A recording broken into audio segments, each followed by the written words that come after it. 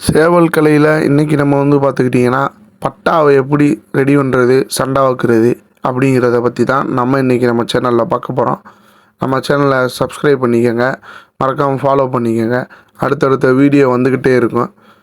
ஒரு பட்டாவை சண்டை வைக்கணும் அப்படின்னா குறைஞ்சது ஒரு 6 மாதம்னாச்சும் ஆகும். 6 மாதம் வர்றப்போ தான் உங்களுக்கு பட்டா அந்த தோரணைக்கு சண்டைக்கு ரெடி ஆகும் உங்களுக்கு பட்டா.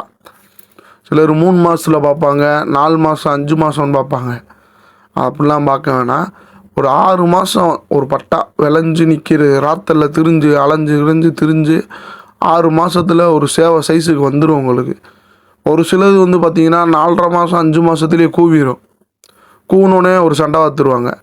ஒரு சிலர் 6 மாதம் வந்ததுக்கப்புறம் தான் சண்டை வைப்பாங்க.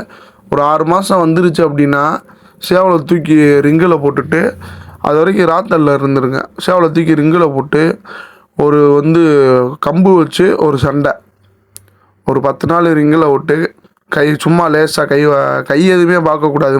சண்டைக்கு அப்படியே தூக்கி ரிங்கில் விட்டு சண்டை வைக்க ஆரம்பிச்சிடணும், கம்பை மட்டும் கொடுத்து.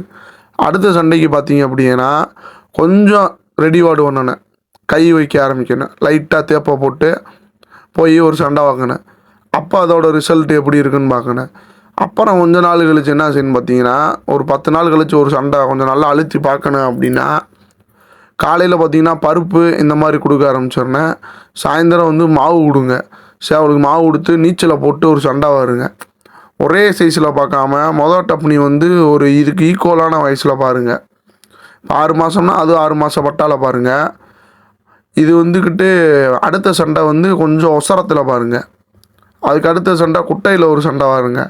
அழுத்தி பார்க்கணும் அப்படின்னா இதை விட பெரிய சேவலில் ஒரு சண்டை பார்த்திங்கன்னா நம்மளோட சேவலோட கெப்பாசிட்டி தெரிஞ்சிடும்.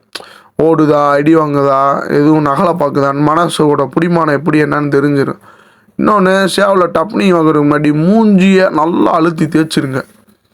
மூஞ்சிதான் மெயின். ஏன்னா பட்டாக்கள் முனி மூஞ்சிலையும் கழுத்து ஜாயிண்ட்டுக்குள்ளேயும் பறக்குங்க. அதனால் மூஞ்சியும் கழுத்தையும் நல்லா தேய்ச்சிருங்க. அடுத்த 3ஆவது சண்டைக்கெல்லாம் நல்லா தேய்ச்சி உருண்டை மாதிரி ஆக்கி வச்சு ஒரு பெரிய சேவல், இதை விட ஒரு வயசு மூத்த சேவலில் நல்லா அழுத்தி பார்த்தீங்கன்னா உங்களுக்கு சேவலோட மனசு தெரிஞ்சிடும். அதுக்கப்புறம் நம்ம எப்பயும் போல் பெரிய சேவல் கொடுக்குற மாதிரி இற கொடுத்து நம்ம சண்டை வைத்துக்கலாம். இதே ஒரு பட்டாவை சண்டை வைக்கிறது கரெக்டான ப்ரொசீஜர். சும்மா எடுத்தோன்னே போய்கிட்டு 6 மாதம் பட்டா தூக்கிட்டு போய் 1 வயசு 1.5 வயசு சேவலில் போய் என் சேவை பறக்கு லைனேஜ் சேவை அப்படின்லாம் பார்த்துக்கிட்டு இருந்தீங்கன்னா சேவை வேஸ்ட்டாக போயிடும். சேவை பறக்குங்க, ஆனால் சேவை அது முறை இல்லை. இந்த மாதிரி அப்படியே அதுக்கு வயசுக்கு இருந்தானது குட்டை நெட்டைன்னு பார்த்தீங்கன்னாவே நம்ம சேவை என்ன சண்டை ஏது என்னன்னு தெரியும் உங்களுக்கு. சும்மா எடுத்தோடனே போய்கிட்டு பெரிய சேவலை வத்தியும் அதில் வத்தியும் இதில் வத்திங்கன்னா சேவை ஒச்சந்தே ஆகும். ஏன்னா உங்களுக்கே மனசு விட்டுரும். இப்போ ஒரு 1.5 வயசு சேவைனா அது தயார் பண்ணிக்கிட்டு இருப்பாங்க. அதில் போய்கிட்டு 6 மாதம் பட்டாவை பார்த்திங்கன்னா அது அடிக்கிற காலுக்கு இதுக்கு தாங்குமா?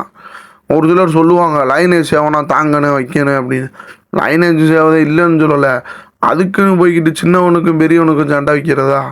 அதனால் பார்த்தீங்க அப்படின்னா சண்டை இது வயசுலேயே பாருங்கள்.